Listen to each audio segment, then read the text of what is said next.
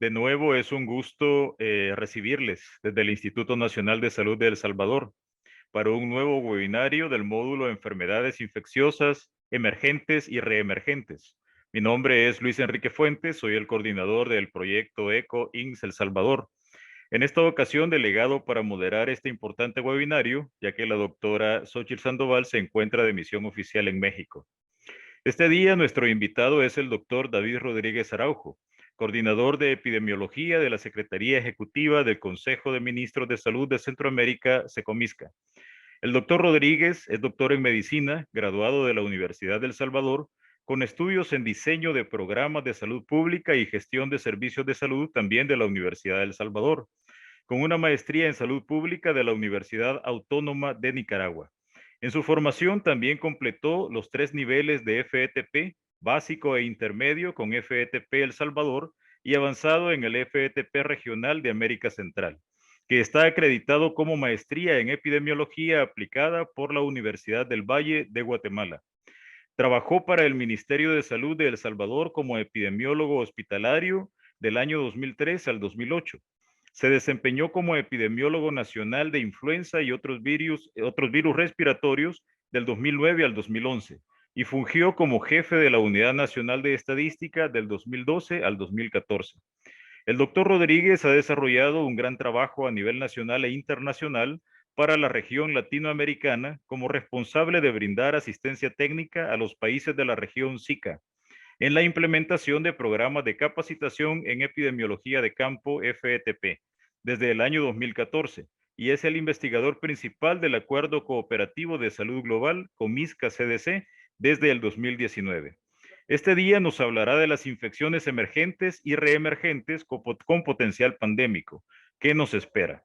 Les agradezco a todos su participación. Les recuerdo, por favor, bloquear sus micrófonos y salidas de video y escribir sus preguntas o comentarios en el chat. Al final, el doctor Rodríguez las responderá. Bienvenido, doctor Rodríguez. Gracias por su disponibilidad y, por supuesto, por haber aceptado la invitación del Instituto Nacional de Salud y el Proyecto ECO para este webinar. Buenas tardes, muchas gracias a usted por la presentación, también al Instituto Nacional de Salud, representado por su directora, doctora Xochitl Sandoval, y a todo el equipo de trabajo que han hecho posible esta reunión, esta charla que vamos a tener a continuación.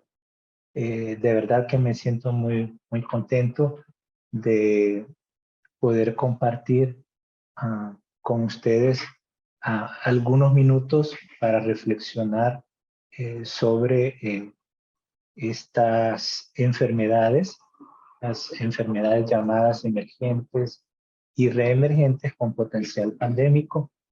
¿Qué nos espera? Es siempre difícil responder esa pregunta, construir escenarios futuros, pero lo intentaremos de una manera muy sencilla, muy práctica, a la luz de lo que ha venido ocurriendo en los últimos años, no solo en la región de Centroamérica y República Dominicana, la región del SICA, sino también a nivel mundial. Este es el esquema general de la presentación. Hablaremos brevemente de las definiciones que entendemos por enfermedad emergente y que entendemos por enfermedades con potencial pandémico. Haremos una revisión desde una perspectiva histórica de la construcción de esta nueva entidad nosológica, este constructo de enfermedades emergentes y reemergentes.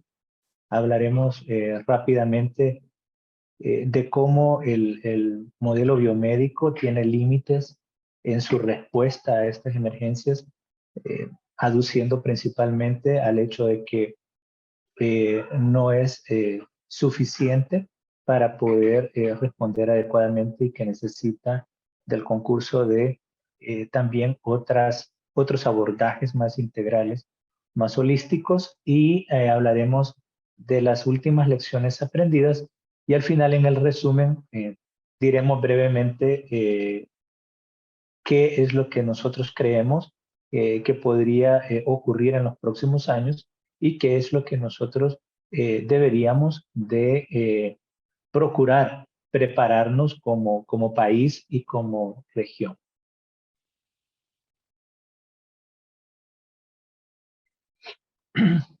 Se entiende como enfermedad emergente aquella que es provocada por un agente infeccioso eh, de reciente identificación, desconocido, y que es capaz de causar un problema a nivel tanto local, nacional, regional o mundial, un problema grave de salud pública.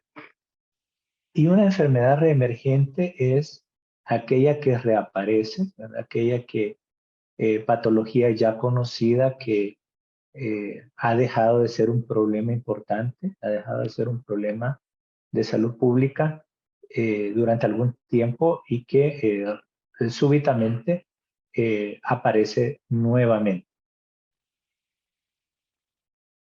Para hablar un poquito del potencial pandémico, he tomado este concepto que aparece en el Reglamento Sanitario Internacional, que se refiere a la emergencia de salud pública de importancia internacional. Este concepto, según el reglamento, significa que se trata de un evento extraordinario que se determina por cualquiera de los dos siguientes criterios. El primero es que constituya un riesgo para la salud pública de otros estados a causa de la propagación internacional de una enfermedad y que debe exigir una respuesta internacional coordinada. Entonces, cualquier enfermedad, ya sea emergente o reemergente, que cumpla uno de estos criterios, puede ser considerado como una enfermedad con potencial pandémico. Y si nos vamos al artículo 2 del reglamento, que ustedes pueden observar en pantalla, se darán cuenta de que la finalidad y el alcance de ese reglamento es básicamente prevenir la propagación internacional de enfermedades. Entonces, ustedes saben que una pandemia es una enfermedad cuando ha afectado a varios continentes en el mundo, tal como lo está haciendo en la actualidad todavía la COVID-19. Entonces, justamente la finalidad y el alcance del reglamento es prevenir esta propagación, ah, evitando, haciendo un equilibrio, evitando las interferencias innecesarias con el tráfico y con el comercio internacionales. Entonces hay un equilibrio entre, por un lado, proteger la salud pública, eh, evitando la propagación, controlando y dando una respuesta proporcionada a los riesgos, sin al mismo tiempo causar alguna interferencia innecesaria con el tráfico de mercancía, el tráfico de personas a nivel mundial. ¿Cómo llegó la sociedad científica a construir esta entidad esta entidad nosológica, enfermedad emergente y reemergente? ¿Cómo se llegó hasta aquí? Bueno, ustedes saben que las enfermedades infecciosas han sido siempre el grupo de afecciones con mayor impacto en la salud pública a lo largo de la historia de la humanidad. Ha sido durante mucho tiempo la principal preocupación y sigue siendo en regiones como la nuestra, en la cual las enfermedades infecciosas siguen representando una carga importante de morbilidad y de mortalidad. Es cierto, estamos transitando hacia las enfermedades crónicas, estamos en la transición epidemiológica justamente, pero sigue siendo el grupo de infecciones una principal preocupación para nuestra sociedad, y así ha sido a lo largo de la historia. En el siglo XIX, la peste, la viruela, la fiebre amarilla y el cólera que golpearon al mundo fueron sucedidas después por otras enfermedades como la tuberculosis, el paludismo, la fiebre tifoidea y las enfermedades de transmisión sexual. Y como decíamos anteriormente, en el siglo XX, las crónicas no transmisibles, principalmente cáncer, cardiovasculares, cerebrovasculares y los traumatismos, representan un grupo importante. Pero, digamos, en general, las infecciones son el grupo más grande. Existe una especie de euforia sanitaria, le llaman algunos, ¿verdad? Debido a los éxitos rotundos de algunas intervenciones biomédicas, ¿verdad? Las vacunas, los antibióticos, los plaguicidas para el control de los vectores, que durante el siglo XX permitieron controlar e incluso eliminar algunas enfermedades, la poliomielitis, en otros casos tener bajo control a la tuberculosis, la erradicación de la viruela, el control y la eliminación de malaria en algunas zonas del globo terráqueo y algunas enfermedades de transmisión sexual como gonorrea que fueron controladas con los antibióticos. Entonces hubo una especie de euforia en la comunidad y pensaban que íbamos a pasar del control de las enfermedades hacia la erradicación, ¿verdad? Sabemos que la única enfermedad erradicada al momento es la viruela. Entonces, ustedes vean cómo la historia ha ido contradiciendo esta sensación de victoria de los principios y métodos biomédicos que fueron aplicados con un perfil bastante tecnocrático y asistencialista, que hay que mencionarlo. Hay que recordar la Conferencia Internacional de Atención Primaria en Salud en Alma Ata en el 78, en donde basados sobre los éxitos de los programas ampliados de inmunización y el uso de antibióticos, más la erradicación de la viruela en diciembre del 79, generó una atmósfera muy optimista en los círculos médicos y bueno, todos cuando estuvimos en la escuela de medicina y estudiábamos esta conferencia, los resultados de esta conferencia internacional, la declaración de Alma Ata, soñábamos con salud para todos en el año 2000, hace 22 años. De hecho, mentes brillantes como el Premio Nobel de Medicina, el señor Burnett, en los 70s, creían que las fiebres hemorrágicas como Marburg y Lassa, por ejemplo, eran pequeñas anomalías irrelevantes confinadas a ciertos países del África. Se hablaba en el 76, ocurrieron ese mismo año en dos regiones diferentes, un brote de fiebre hemorrágica en el río de Ébola, en la República Democrática del Congo, y el famoso brote de legionelosis en una convención militar en los Estados Unidos. Entonces, ocurrían estas cosas en los 70, estos brotes, pero se hablaba de que eran brotes aislados, ¿verdad? Que por supuesto aparecieron nuevos patógenos como el hantavirus, hepatitis C, el virus de inmunodeficiencia humana, que vamos a dedicar un par de láminas más adelante, y otros patógenos conocidos como rotavirus. También hubo un incremento de lo que precisamente se tenía bajo control, la tuberculosis, la malaria, la gonorrea, la neumonía, que por la resistencia antimicrobiana también empezó a incrementar, pero se hablaba todavía de brotes aislados.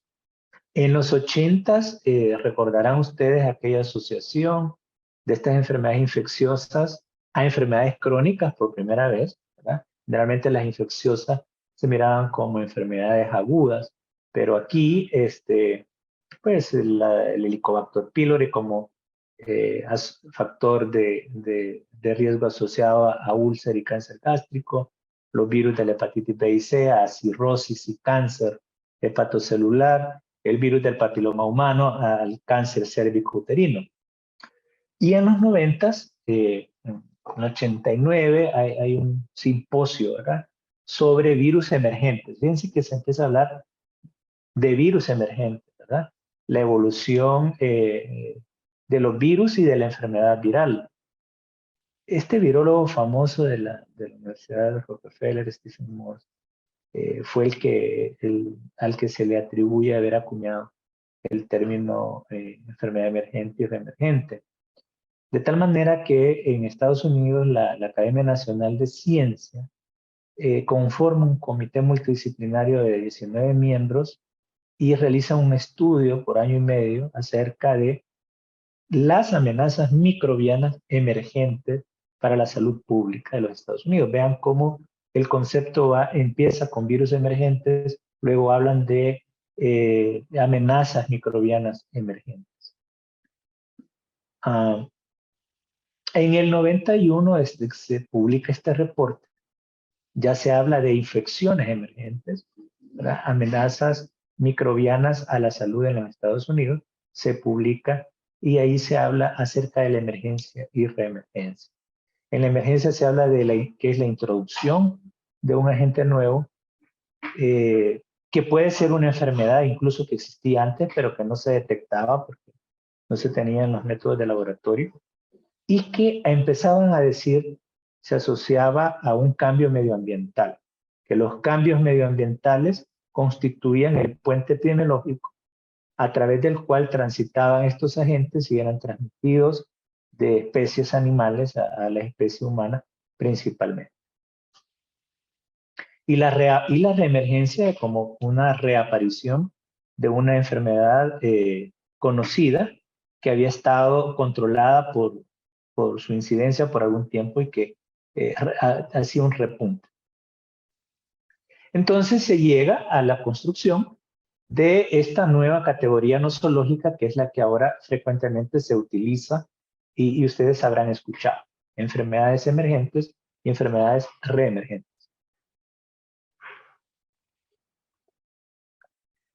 En el 94 se crea un grupo de trabajo entre varias agencias en los Estados Unidos que es presidido por los CDC, los Centros de Control de Prevención de Infecciones de Enfermedades de los Estados Unidos, para pensar sobre la amenaza global de las enfermedades infecciosas emergentes y reemergentes. Se hace un plan de prevención contra estas amenazas, y ya aquí, en el 94, este plan incluye un componente internacional. Interesante porque desde este momento se empieza a incluir la necesidad y a reconocer de que un solo país no puede brindar una respuesta efectiva contra estas amenazas a la salud pública. Luego, en los siguientes años, se crea, imagínense, una revista cuyo título es esa: Enfermedad infecciosa emergente, desde el 95, y que muchos de nosotros leemos asiduamente por las publicaciones tan interesantes y tan actualizadas que viene realizando. En el 95 está este informe acerca de las amenazas microbianas, y ya se habla a una escala global en los años 90. Y en los Estados Unidos el presidente Clinton promueve una política nacional que busca mejorar la vigilancia nacional e internacional, la prevención y la respuesta. Entonces los CS juegan un rol muy importante tratando no solamente de fortalecer la vigilancia dentro de los Estados Unidos, sino también a nivel internacional con otros países. Por su lado, la OMS hace suyo también este nuevo constructo nosológico, y en el 1994 ya tiene su plan de acción propio contra las enfermedades emergentes. Y en enero del 95 hay una segunda reunión sobre estas enfermedades, que la declaratoria pasa para la Asamblea Mundial que tiene lugar unos meses después, en mayo. Y A partir de ahí crean una división dentro de OMS, crean una división de enfermedades emergentes y otras comunicables, ¿verdad? De vigilancia y control, ¿verdad? Una división de vigilancia y control de enfermedades emergentes y otras de notificación obligatoria. Y un plan estratégico. Entonces ya aquí estamos pues ante una consumación de lo que había venido siendo una construcción histórica, conceptual, a algo que ya implica no solo unas políticas nacionales en un país, sino que la Organización Mundial de la Salud crea una división que mira, que busca por crear intervenciones que ayuden a prevenir y controlar estas enfermedades. Vamos ahora, después de haber revisado cómo es que surge este tema y esta construcción y cómo llega pues hasta el máximo organismo de salud en el mundo, vamos a revisar un poquito esos límites que tiene la respuesta biomédica bajo este modelo biomédico de estas amenazas emergentes y reemergentes. Hay muchas dudas sobre la idoneidad de los enfoques y de las prácticas de este modelo durante las primeras 2 décadas del siglo XXI, ¿verdad? Ya el informe de infecciones emergentes del 92 hablaban de varias aristas del problema. Hablaba de problemas demográficos y de conducta humana, de industria y tecnología, de problemas del desarrollo económico y uso de la tierra, turismo y comercio internacional, cómo todo esto afectaba y provocaba adaptaciones y cambios de los microbianos, de los agentes patógenos, además de el fracaso de algunas de las medidas de salud pública para contener estas emergencias. Entonces, en el 2003, ese mismo informe incluye otros 7 aspectos, además de los anteriormente citados. La susceptibilidad humana a las infecciones, el clima y el tiempo atmosféricos, los ecosistemas, cómo el proceso de cambios en los ecosistemas afecta el surgimiento de estas amenazas, la pobreza y la desigualdad social, las guerras y el hambre, la falta de voluntad política y el daño intencionado. Hablamos de guerra y de violencia. Entonces, digamos, las epidemias o las pandemias, en este caso, ¿verdad? Las enfermedades con potencial pandémico, con ese potencial de propagarse internacionalmente, estos fenómenos no son fenómenos solamente biológicos, sino que hay en su base causas sociales como las que apuntan ya estos informes. La introducción de nuevas tecnologías, la biomedicina,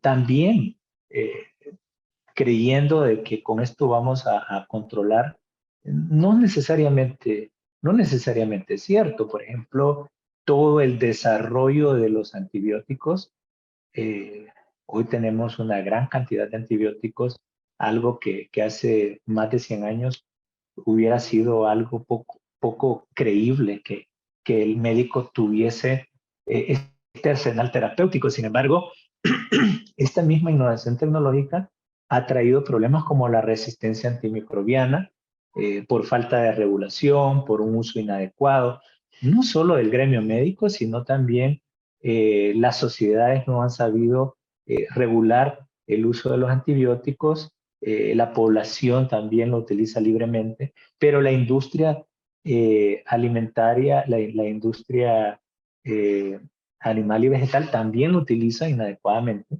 Entonces, no siempre la introducción de nuevas tecnologías trae cosas positivas para controlar, sino que contribuyen a generar estas amenazas. la producción animal y vegetal, ya lo hemos mencionado antes.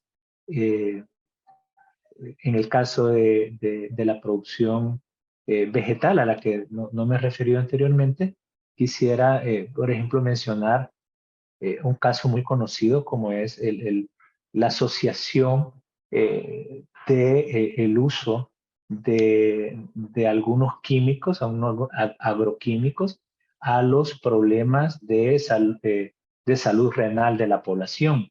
Entonces, digamos que la introducción de pesticidas también ha tenido un impacto no solo en la salud renal, sino también en cánceres y en otro tipo de afecciones al ser humano.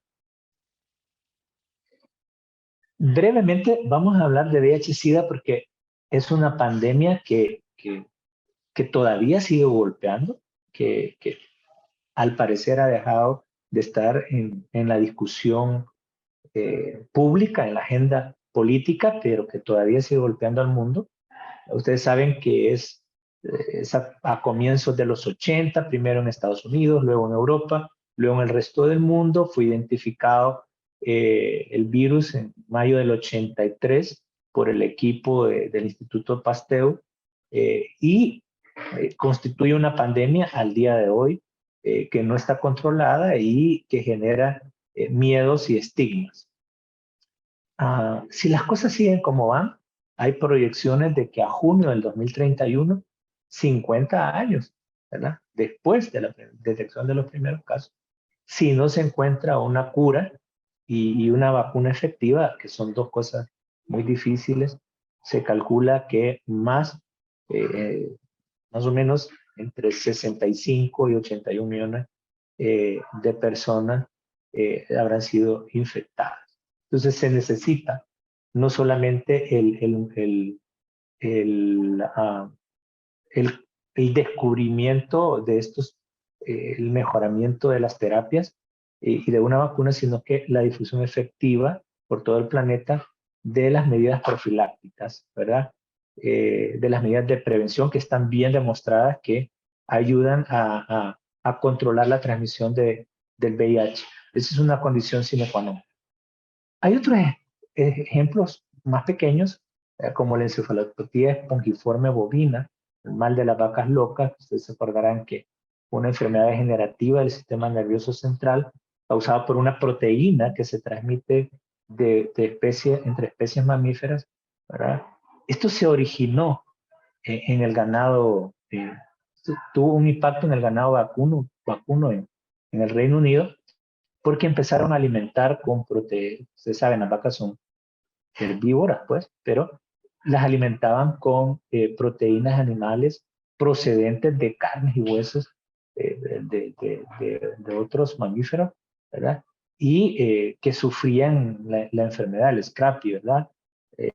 Las cabras y las ovejas. Entonces, aquí es un ejemplo de cómo la industria, ¿verdad? de alimentos y la producción animal y vegetal pueden causar una amenaza. La resistencia antimicrobiana, que ya la mencionamos, cómo el impacto de las nuevas tecnologías y las no tan nuevas tiene un efecto sobre la salud humana.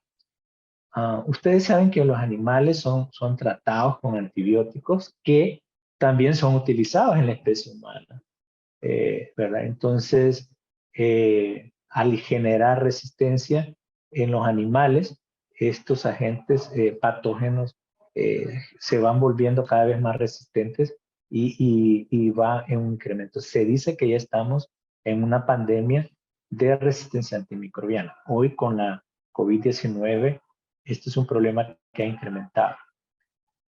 En esta lámina solamente se menciona el SARS, pero está también otro beta coronavirus de la misma familia, el MERS, el virus del síndrome respiratorio del Oriente Medio, que apareció unos años después.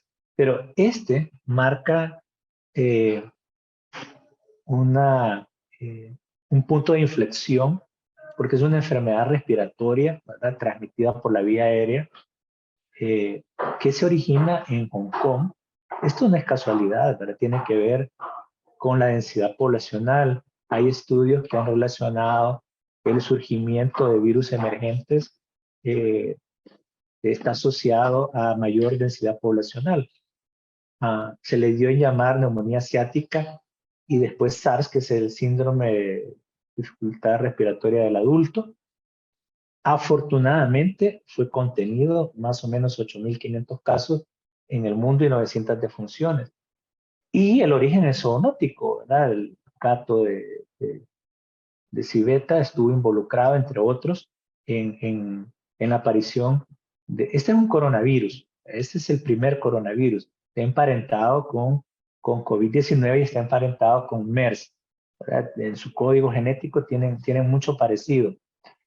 Y por eso los científicos venían advirtiendo de que otro SARS podía aparecer, y eso fue justamente lo que ocurrió casi 20 años después. Hay otras amenazas como la gripe aviar, ¿verdad? H5N1. Más adelante vamos a hablar de la pandemia de H1N1. Pero aquí vamos a hablar de esta amenaza de este virus, ¿verdad? Que también está latente, ¿verdad? Brotes se han reportado en los años anteriores, 2004-2013, en países también del sudeste asiático. Ha habido un brote de gripe porcina humana también en el 2009, primeros brotes en Norteamérica. Uno puede dar seguimiento a los reportes que los países hacen sobre la vigilancia de gripe aviar y hay episodios, ¿verdad? Hay brotes en animales, pero que tienen ese potencial de que en un momento determinado el virus se adapta y puede infectar al ser humano, como ocurrió con el H1N1. Entonces, esta es una amenaza que está ahí latente y que puede convertirse en un virus emergente para la especie humana. Vamos a hablar ahora acerca no sé si son lecciones aprendidas. Quisiera que fueran lecciones aprendidas. Ojalá que sean lecciones aprendidas. Algunos expertos hablan de que hay un exceso de confianza en el modelo biomédico y que eso no tiene justificación. Y no tiene justificación porque en el 2009, pues nos golpea esta influenza A H1N1. Ustedes saben, empieza en Norteamérica, México, Estados Unidos y luego el resto del mundo. Algunos criticaron inclusive la declaratoria de pandemia, pero ciertamente fue algo que causó un estrago socioeconómico importante, además de la carga de mortalidad y morbilidad. Entonces, este es un virus emergente, pero en nuestra región, eh, años después se da la epidemia de chikungunya y Zika, que son dos arbovirosis, son dos enfermedades diferentes a influenza. Lógicamente, influenza es una enfermedad transmitida por vía respiratoria, y chikungunya y Zika transmitida por vectores, principalmente por el Aedes aegypti. Estas enfermedades estaban circunscritas a zonas de África. Pero nosotros tenemos el vector y cuando estos virus entraron a la región, ustedes pudieron ver que fue un reguero de pólvora. Una vez entró, la propagación internacional fue rápida, con las consecuencias. La chikungunya dejando problemas de discapacidad en la población y Zika también con el problema de las malformaciones congénitas y un amplio abanico de trastornos neurológicos que desde mi punto de vista no ha sido totalmente identificado y reconocido en términos de morbilidad y de mortalidad y de discapacidad en la población, por diferentes razones. Entonces, si ese enfoque biomédico fuese correcto, nosotros no deberíamos de tener, o en teoría, no debería de causar tanto problema enfermedades emergentes como chikungunya y Zika. Y sin embargo, lo fueron en nuestra región. El dengue en 2019 se comporta como una enfermedad reemergente porque durante Chik y Zika ocuparon ese nicho, ocuparon el vector, esos virus, pero luego surge nuevamente el dengue. Y sin mucho que agregar, la pandemia de COVID, ¿verdad? Que empieza en finales del 2019, diciembre del 2019 en Wuhan, China, y ya para marzo del 2020 en Centroamérica aparecen los primeros casos y todavía hoy estamos enfrentando esta pandemia. Pero la cosa no para ahí. Está el monkeypox este año, que también el monkeypox, igual que chikungunya y Zika, estaban confinados a una serie de 7 países del área de Sub-Sahara en África por muchas décadas. Y con el levantamiento de las restricciones de viaje de COVID-19, entonces este se empieza a propagar hacia Europa, Estados Unidos, y ya está en nuestra región. Entonces, estas son enfermedades emergentes para nosotros porque nunca habían circulado antes. Y en el caso del dengue, pues es una enfermedad reemergente. Entonces, si el modelo biomédico como tal estuviera funcionando, creemos que no tendríamos tanto problema y sin embargo lo tenemos. También se ha dicho de que debemos de acercarnos de una manera más crítica a estas enfermedades infecciosas. Por ejemplo, ¿qué cuota de responsabilidad tiene las políticas neoliberales? ¿Cuánta carga de enfermedad reemergente ha derivado de las políticas de explotación de recursos naturales y de industrias manufactureras? ¿En qué medida el lucro reportado por la explotación industrial y comercial, tanto en la industria farmacéutica, en la agrícola y la ganadera, obstaculizan una evaluación, no solo una evaluación, como dice la lámina, sino eh, evita que se controlen los riesgos colaterales derivados de estas actividades. También hay unos acercamientos reduccionistas a las enfermedades infecciosas, ¿verdad? Y esto queda claro con los nuevos riesgos sanitarios, ¿verdad? El SARS, el MERS. Esa lección del SARS y MERS debió habernos enseñado que había que controlar, por ejemplo, esa relación que se da entre el ser humano y los hospederos de las enfermedades. Pero no fue así. Pero la especie humana no aprendió esa lección y entonces surgió el SARS-CoV-2 con todas sus variantes, ¿verdad? Es una enfermedad zoonótica, se ha escrito mucho sobre eso y se ha documentado. eh, eh, el componente genético del virus que proviene de las especies animales y que ha hecho un spillover hacia la especie humana. Entonces, eh, el SARS y el MERS fueron brotes que causaron casos en el orden de miles, ¿verdad? Y algunas defunciones, algunos cientos de defunciones, fueron controlados. Pero este nuevo SARS logró adaptarse muy bien a la especie humana y logró transmitirse efectivamente. Y por eso tenemos ahora la pandemia que todavía nos afecta. Entonces, aquí hay una cita, ¿verdad?, de que las estaciones, el estado de las relaciones entre la especie humana y los microbios, no solo en el cuerpo, sino que también en el medio ambiente, son relaciones dinámicas, no son relaciones lineales, sino que es de ida y vuelta. Entonces, no podemos reducirlo a un enfoque meramente biomédico, sino que tienen que ver otra visión más amplia, más abarcativa, debe haber un análisis más integral, más holístico, ¿verdad? Entender que las epidemias no son fenómenos solo biológicos, sino sociales, y debemos, esto es importante para las personas que hacen investigación, integrar los resultados de las investigaciones de las ciencias biomédicas y las ciencias sociales. Y por último, hay que pensar que el progreso nunca es indefinido. Hay que reconocer que los logros en la salud pública a veces pueden retroceder. Por ejemplo, lo que está pasando con la pandemia de COVID-19, que ha impactado negativamente en las coberturas de vacunación del programa regular. Ahí hay amenazas de la reemergencia de enfermedades inmunoprevenibles como la poliomielitis, como el sarampión. Si no se toman las medidas las medidas adecuadas. Entonces, no creamos que ya tenemos el resultado ganado y que eso es irreversible. Y por supuesto, la desigualdad social, ¿verdad? Las inequidades sociales, pero especialmente las inequidades en salud. Para seguir con el ejemplo de COVID-19, es cierto que durante la pandemia es la primera vez que se tiene la vacuna disponible para la enfermedad.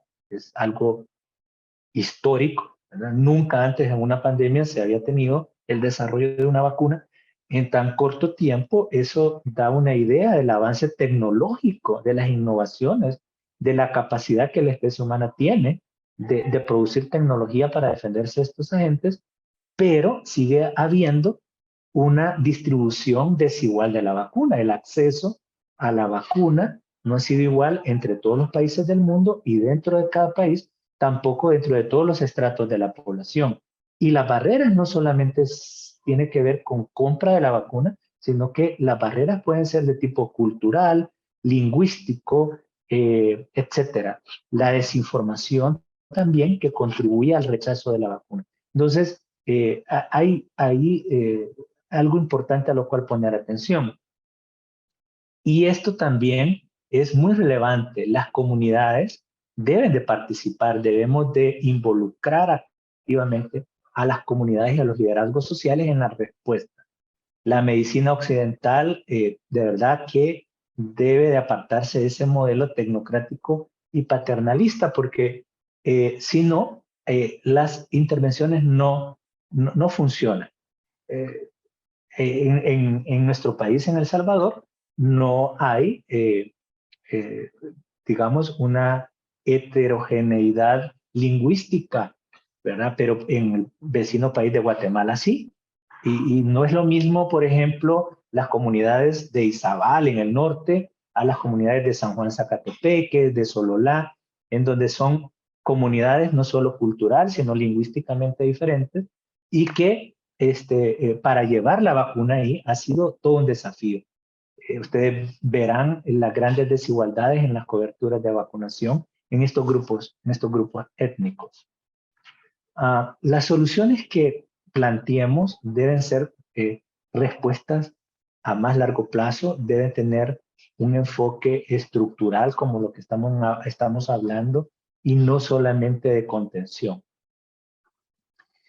Hay que tener en cuenta que la globalización con los vuelos frecuentes, el número de viajeros, pero también los cambios socioeconómicos y medioambientales, el fenómeno migratorio, el fenómeno de desplazamiento, eh, la deforestación, el cambio climático, todo eso genera procesos que hacen que los microbios evolucionen. Hasta hace unos años hablar de dengue en Uruguay era algo que no se escuchaba. Sin embargo, ahora hay brotes de dengue, incluso en Montevideo, en el área urbana. Entonces, esto tiene que ver con los cambios también socioeconómicos, los cambios globales.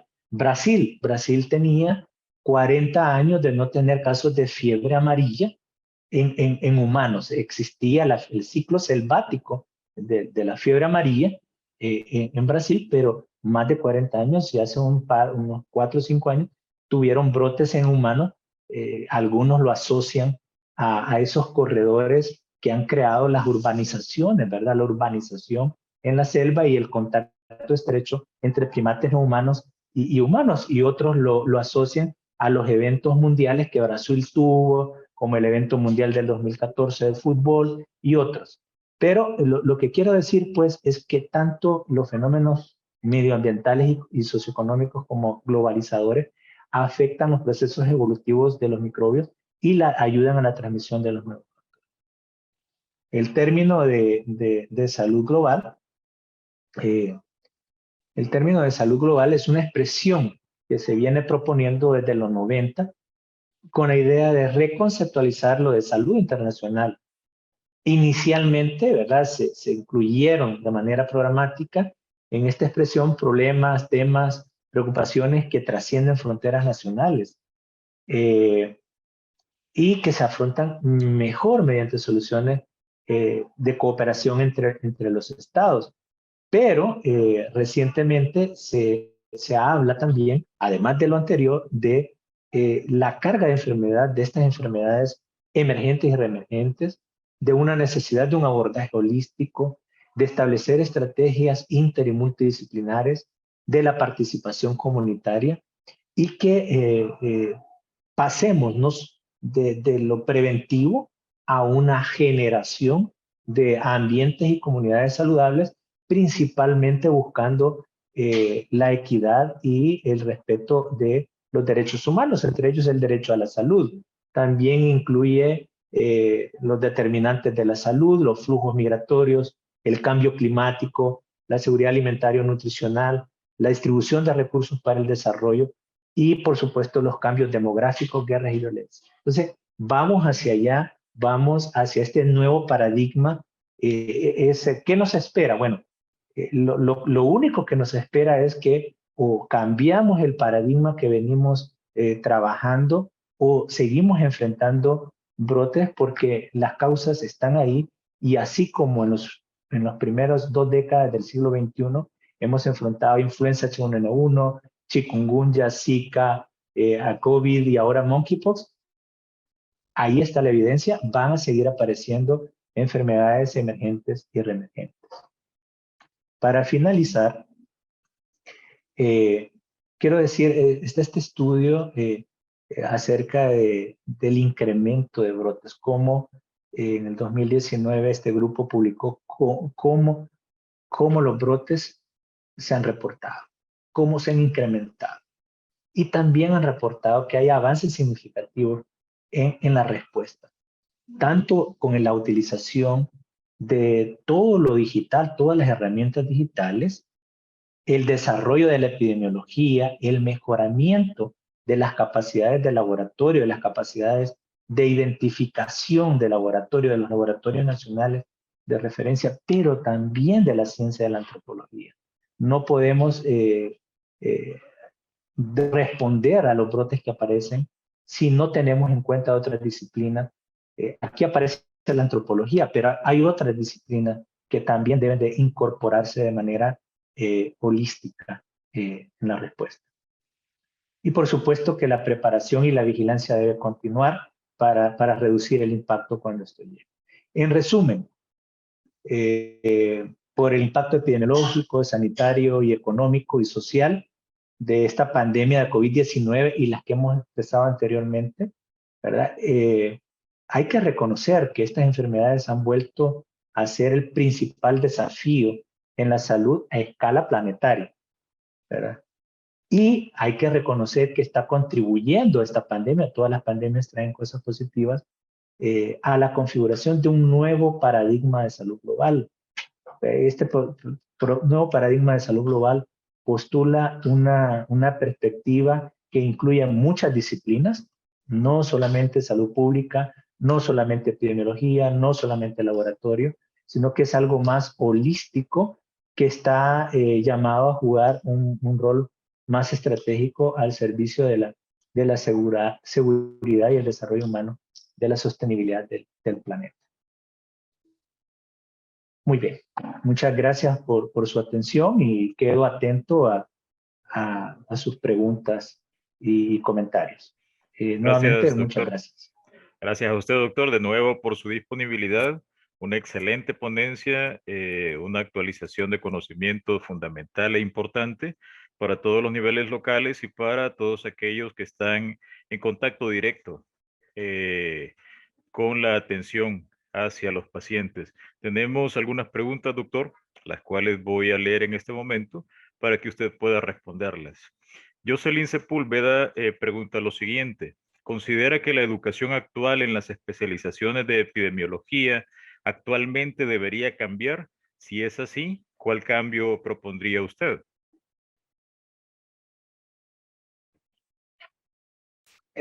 Lo único constante es el cambio. Si no cambiamos, no evolucionamos. En la época en la que yo me formé no representa los desafíos actuales.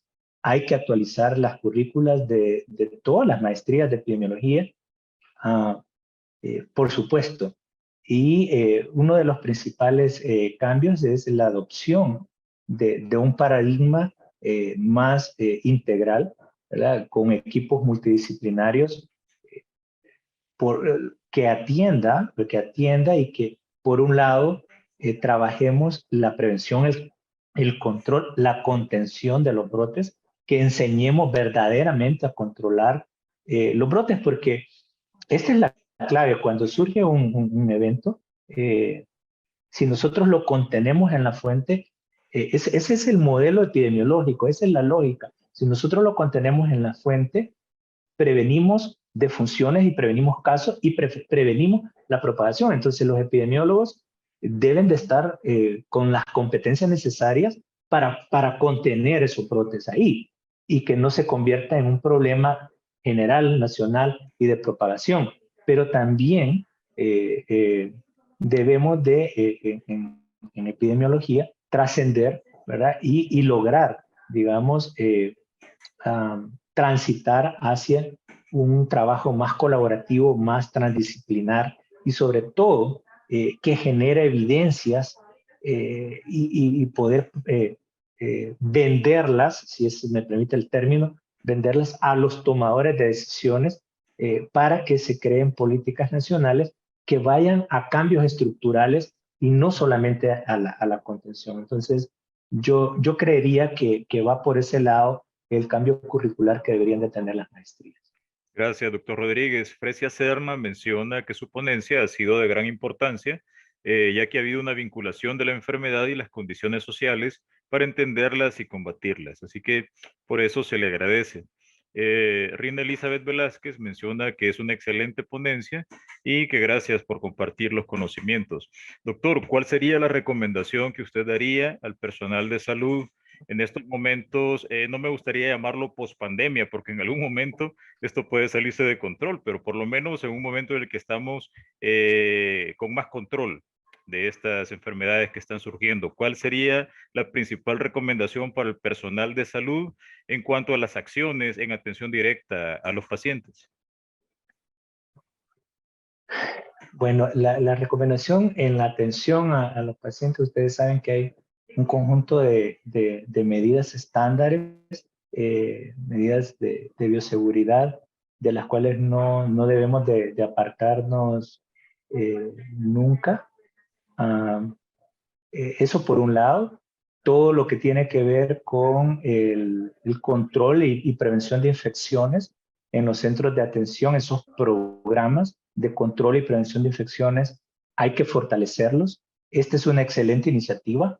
Estos webinarios que ustedes realizan de actualización, eso es importantísimo porque uno no sabe en qué momento en un hospital uno va a estar frente a uno de estos agentes patógenos. Miren el caso de Candida auris, ¿verdad? Es un ejemplo de una enfermedad que ha sido identificada en la región. Yo tengo conocimientos, hay estudios publicados de candidemias por Candida auris en pacientes hospitalizados en Panamá, en Costa Rica. Pero hoy con COVID-19 es la cantidad de pacientes en unidades de cuidados intensivos y las condiciones se prestaron para que esta incidencia incrementara, al igual que otras micosis, ¿verdad? Por micosis, por ejemplo. Entonces, digamos de que todo lo que tiene que ver con la prevención y control de infecciones en los hospitales es clave, pero también quiero agregar algo. Nosotros, mi generación, por ejemplo, en la formación, nosotros no atendimos casos clínicos de sarampión cuando hicimos nuestras rotaciones clínicas, fueron nuestros maestros. Nuestros maestros sí, a ellos les tocó atender sarampión. Entonces, ahora, con el impacto de COVID-19, las coberturas están bajas. Ustedes saben de que se han importado, por ejemplo, el caso de Guatemala a finales de 2018, tuvo un caso importado de sarampión en una joven que regresaba de Europa. A mí me gusta mencionar ese caso porque la joven fue con un infectólogo en la clínica privada, en la consulta privada, que el infectólogo en su juventud dio muchos casos de sarampión. Y fue una identificación rápida. Dijo, esto es sarampión, y se montó la respuesta por parte del Ministerio de Salud y se hizo la contención del brote. Y no, ustedes saben lo contagioso que es sarampión cuando las coberturas no son útiles. Entonces, se hizo la contención adecuadamente. Entonces, para los personal joven que está en los hospitales, hay muchas enfermedades inmunoprevenibles y de otro tipo que ya están controladas, pero que ahora constituyen amenazas porque las coberturas del programa regular han caído. Desconozco cómo están las coberturas en todos los países de la región, pero tenemos conocimiento que en otros países eh, hay coberturas que no son útiles y que de pronto podemos estar frente a un caso. Entonces siempre debemos de tener nuestra mente abierta y no pensar solamente en los diagnósticos frecuentes, sino en aquellos diagnósticos que por ahora son raros, pero que en el pasado fueron frecuentes y que pueden ser una enfermedad REM. Gracias, doctor. Ana Reina hace un comentario y dice lo siguiente. En estos momentos lo más difícil es mantener educación en la población.